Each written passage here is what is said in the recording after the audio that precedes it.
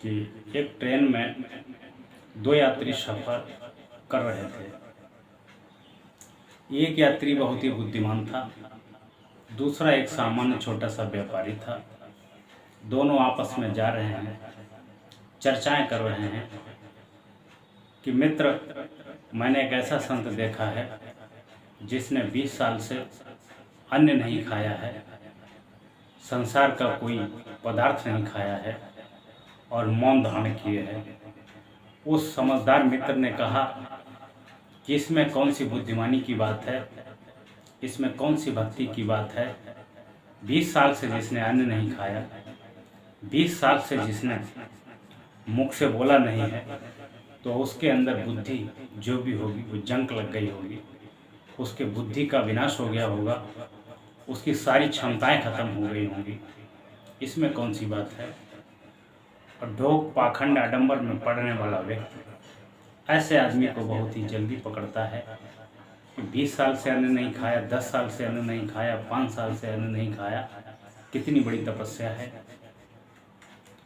कितनी बड़ी भक्ति है।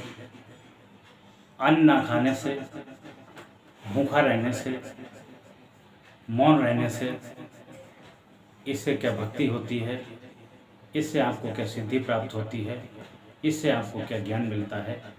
ये सब फालतू की बातें हैं। वह व्यक्ति ताज्जुब में पड़ गया कि ऐसा नहीं है, वो कोई साधारण पुरुष नहीं है जिसने 20 वर्ष से अन्न नहीं खाया है। उसने कहा, ये साधारण व्यक्ति ही होते हैं, अगर तुम चाहो तो मैं भी तुम्हें बना सकता हूँ, बस तुम्हें एक छोटा सा काम करना पड़ेगा। तो उन्होंने कहा, कौन सा काम करना पड़ेगा। उन्होंने कहा कि जो मैं कहता जाऊँ वो तुम्हें फॉलो करना पड़ेगा, मैं तुम्हें उससे भी बड़ा सिद्ध पुरुष बना दूंगा। उसने कहा, ठीक है, हम आपकी बात का परीक्षण करते हैं। वह महान व्यक्ति जाता है और उसे अपने कार्यक्षेत्र में ले जाता है और इनसे कहता है कि तुम बिल्कुल साधारण रहोगे, किसी से कुछ भी बोलोगे नहीं, कोई वार्तालाप नहीं करोगे, तुम्हारे खाने पीने की तुम्हारी सारी व्यवस्थाएं मैं कर दूंगा, तुम बस हमें आँखों से, हाथ से इशारा करते जाना। वह व्यक्ति शांत हो जाता है और लोग कहते हैं कि ये कौन है। वह बताते हैं कि यह वह सिद्ध पुरुष हैं जिन्होंने 20 वर्ष से अन्न नहीं खाया है, पानी नहीं पिया है। ये बहुत ही बड़े सिद्ध पुरुष हैं। इतना कहने के बाद लोग उनके चरणों में गिर जाते हैं, नतमस्तक हो जाते हैं और वह भी अपने मित्र द्वारा बताए गए बात को हाथ उठा करके आशीर्वाद दे देते हैं। बाद में शाम होती है, शाम को दोनों मित्र इकट्ठे होते हैं, कहते हैं कि ये क्या तमाशा कर रहे हो। बोले, तमाशा मैं नहीं कर रहा हूँ, तमाशा अंधभक्त कर रहे हैं, यही सब होता है दुनिया में। फिर अगला दिन होता है, अगले दिन में वही भक्त बताते हैं कि एक सिद्ध पुरुष आया हुआ है और ऐसा ऐसा पुरुष है। तो वो लोग 4 गुना 6 गुना भीड़ को और लेकर के आते हैं, उनके पास और भीड़ हो जाती है। बहुत से लोग पैर छू के चले जाते हैं, बहुत से लोग आशीर्वाद भी लेते हैं, बहुत से लोग दान दक्षिणा भी चढ़ा के चले जाते हैं। कुछ लोग उसमें ऐसे भी आते हैं जो व्यापारी होते हैं, वो पहचान लेते हैं कि हमने इनको देखा है, ये फला जगह व्यापार करते हैं, फला जगह दुकान करते हैं, मैंने इनको देखा है। तो उनका जो बुद्धिमान मित्र होता है वो कहता है कि ये अंतर्यामी हैं, इन्हें आप शाहजहाँपुर में देखोगे, इन्हें लखीमपुर में भी देखोगे, इन्हें लखनऊ में भी देखोगे, इन्हें कानपुर में भी देखोगे, जे जहाँ मर्जी होती है वहाँ चले जाते हैं। लेकिन जब लोगों ने दुकान पर उन्हें देखा तो लोग पहचान भी लेते हैं। कुछ लोग कहते हैं मैंने भली भांति जानता हूँ, मैंने उनकी दुकान से ये लिया है। फिर वो उनका चतुर मित्र कहता है कि इसमें से, इस संसार में ऐसे बहुत से लोग होते हैं जिनका एक दूसरे से चेहरा मिलता है कि वो नहीं है। धीरे धीरे उनकी अखबारों में तस्वीर आने लगती है, टीवी मीडिया में चला जाता है और उनकी भक्ति बढ़ती जाती है। वह व्यक्ति खुद परेशान हो जाता है कि ऐसी भक्ति हमारी टीवी पे चलाई जा रही है, ऐसी भक्ति पेपरों में निकाली जा रही है, मैं तो एक साधारण आदमी हूँ और तुमने 3 दिन का मौन धारण करवा के हमें इतना बड़ा संत बता दिया। हमारी बीवी पत्नी बच्चे देखेंगे तो क्या कहेंगे।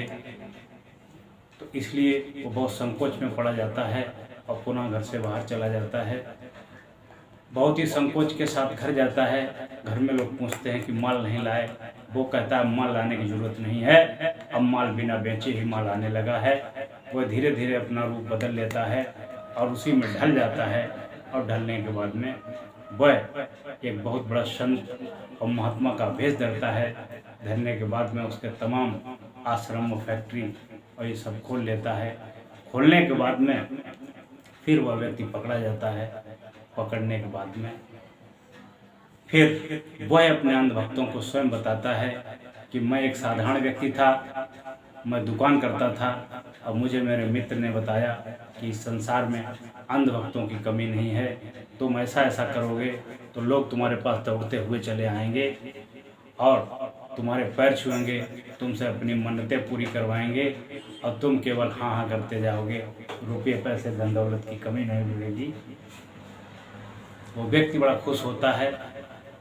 फिर कुछ समझदार लोगों की वजह से उस व्यक्ति को पकड़ा जाता है। एक बात सदैव ध्यान रखना, जब आदमी के पास पैसा बढ़ता है, आदमी के पास धन बढ़ता है, तो उसके पास अवगुण भी बढ़ने लगते हैं। जो अपने मन को नहीं संभाल पाता है वो अवगुणों में ही डूब जाता है। वह व्यक्ति पकड़ा जाता है। फिर वह सबकी आंखें खोल देता है। कहता मैं कोई संत नहीं हूँ, मैं कोई महात्मा नहीं हूँ, मैं कोई योगी नहीं हूँ, मैं कोई तपस्वी नहीं हूँ। बस मेरे अंदर एक बोलने की कला थी और उस कला से मैंने आप सब लोगों को जीत लिया। आप सब लोग मनमुग्ध हो गए और अंधविश्वास एवं पाखंड आडंबर में पड़ गए। इसलिए जो संत है, जो गुरु है, उसके चरित्र को भी देखिए, उसकी महिमा को देखिए, उसके चाल ढाल को देखिए, उसके रहन सहन को देखिए। क्योंकि सच्चे गुरु का मिलना बहुत मुश्किल है। गुरु करिए तो जांच परख के करिए, किसी ढोंगी ढकोसली के चक्कर में मत पड़िए।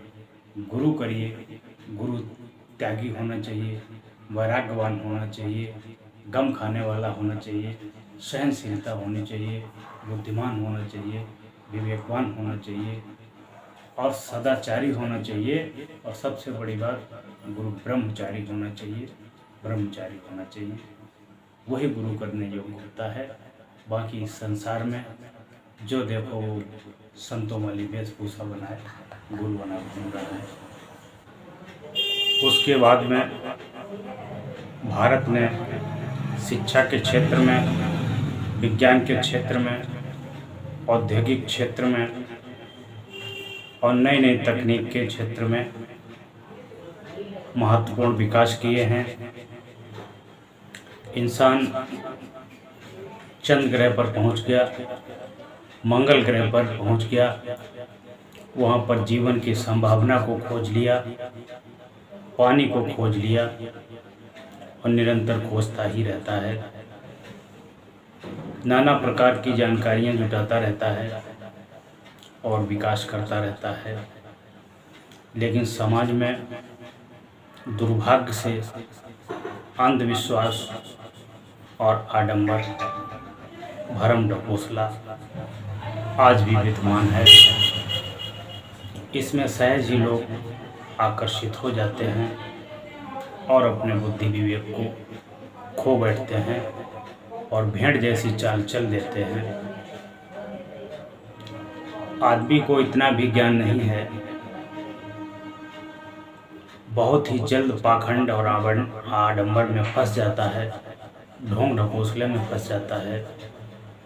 पढ़ा लिखा आदमी भी अनपढ़ आदमी के आगे मत्था टेकता है, नाक रगड़ता है और कहता है कि जो कुछ भी हो आप ही हो। आपने देखा होगा बहुत से ढोंगी पाखंडी बाबा और तांत्रिक अपनी दुकान अंधविश्वास और पाखंड के दम पर ही चलाते हैं, लोगों को गुमराह करते हैं और लोग उनके आकर्षण में फंसकर नतमस्तक हो जाते हैं और वह इतने पाखंडी होते हैं कि इंसान का सोना बिकवा करके उसे कौड़ी खरीदवा देता है, कौड़ी खरीदवा देता है आपने देखा होगा और सुना भी होगा, बहुत से स्थानों पर, बहुत सी जगहों पर, बहुत से संत महात्मा का भेष धर के लोग पानी देते हैं, राख देते हैं और कहते हैं इस पड़े हुए पानी से तुम्हारा शुगर ठीक हो जाएगा, बीपी ठीक हो जाएगा, तुम्हारे शरीर के समस्त रोग विकार ठीक हो जाएंगे। गंडा तवीज़ देते हैं, इससे तुम्हारे समस्त रोग, समस्त व्याधि खत्म हो जाएंगे। और कई कई स्थानों पर लोग इसका मेला भी लगवाते हैं और अंधभक्त, अंधविश्वास वाले लोग लाखों की संख्या में जाते हैं और वहाँ पर दान दक्षिणा चढ़ाते हैं, जिससे उनको तो धन की आवक होती है और अंधविश्वास ढकोसले में फंसा हुआ व्यक्ति हमेशा दुख और निर्धनता की ओर जाता है। आपने पौराणिक कथा रामायण में भी सुना होगा, जब लक्ष्मण की शक्ति लगी थी तो जिन्हें भगवान राम माना गया है, भगवान राम थे, उन्होंने अपने भाई को बचाने के लिए औषधि की खोज की थी और राज्य वैद्य की सलाह पर हनुमान जी को औषधि लेने के लिए भेजा गया था। हनुमान जी उस औषधि को लाए थे। लंका के प्रसिद्ध रावण के राजवैद्य को भी हनुमान जी ले आए थे और उन्होंने उस बूटी को उचित मात्रा में तोड़ करके, निचोड़ करके लक्ष्मण जी को पिलाया था। तब लक्ष्मण जी मूर्छा से बाहर हुए थे। यदि झाड़ फूंक, मंत्र, दुआ ये सब काम करता तो तीनों लोक के स्वामी, इस संसार के, इस जगत के भगवान राम क्या ये नहीं कर सकते थे? किसी तांत्रिक को नहीं बुलवा सकते थे? क्या अपने भाई को दुआ नहीं दे सकते थे? इसलिए भरम, ढकोसला, पाखंड और आडंबर से बचिए। यदि आपके शरीर में कोई रोग है, कोई व्याधि है, कोई तकलीफ है, तो उचित चिकित्सक के पास जाइए और उसका उपचार कराइए। वही आपके दुख, दर्द, पीड़ा को समाप्त कर सकता है और उसकी सलाह मानिए। उसके बताए हुए खान पान पर पूर्णतः नियंत्रण करिए, तब जाके आप उस रोग से निजात पा पाएंगे। जीवन का सबसे बड़ा सुख निरोगी काया ही है। जिसका स्वास्थ्य ठीक है, जिसका मन ठीक है, सबसे बड़ा सुखी व्यक्ति वही है। आपके पास कितना भी रुपया, पैसा, धन दौलत, संपदा हो जाए, यदि आपका स्वास्थ्य ठीक नहीं है तो आपके लिए सब व्यर्थ ही है। आप कभी जीवन में सुख नहीं पाओगे, हमेशा दुख ही पाओगे। इसलिए सबसे बड़ा सुख मानव का सुंदर और निरोग और स्वस्थ शरीर होता है। किसी ढोंगी, पाखंडी, आडंबर में ना पड़े। हर व्यक्ति समझदार है, हर व्यक्ति पढ़ा लिखा है, फिर भी न जाने कैसे कैसे ढोंग, पाखंड और आडंबर में फंस जाता है। इस संसार में अवगुण फैलाने वाले लोग, अंधविश्वास फैलाने वाले लोग, भ्रम और भ्रांति फैलाने वाले लोग और धर्म के नाम पर ठगी करने वाले लोग बहुत बड़ी संख्या में हैं। और वो इसलिए भ्रम ढकोसला फैलाते हैं कि सीधा साधा व्यक्ति उनके जाल में फंसकर उनके आगे नतमस्तक होता है और उनको रुपये पैसे का चढ़ावा चढ़ाता है, जिससे उनकी दुकान चलती है, उनका कारोबार है। कह सकते हैं कि उनकी एक अंधविश्वास की इंडस्ट्री है और सीधा आदमी उसमें फंस जाता है और दुखी भोगता रहता है। वह तुमको गंगा का पानी पिलाएंगे, नहर का पानी पिलाएंगे, और तुम उनकी बातों में पी जाओगे। और उनको आपने देखा होगा, वह बोतल का मिनरल वाटर पानी पीते हैं और लग्जरी गाड़ियों से घूमते हैं। केवल तुम्हारे ढोंग, पाखंड और आडंबर की वजह से वो इतना मालदार हो जाते हैं कि उनकी रहन सहन और उनकी शक्तियाँ और उनकी प्रॉपर्टी बहुत बड़ी संख्या में हो जाती है।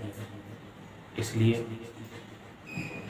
नेत्र की आंखें खोलो, संसार में, जगत में सोच विचार करके चलो। अगर किसी दूसरे का कल्याण ना कर सको तो कम से कम अपना कल्याण कर लो। अंधकार से प्रकाश की ओर निकलो। इस जगत में बहुत कुछ है, मिलता उसी को है जो जिसकी चाह रखता है, जिसको चाहता है, जिसको देखता है, जिसके बारे में चिंतन और मनन करता है।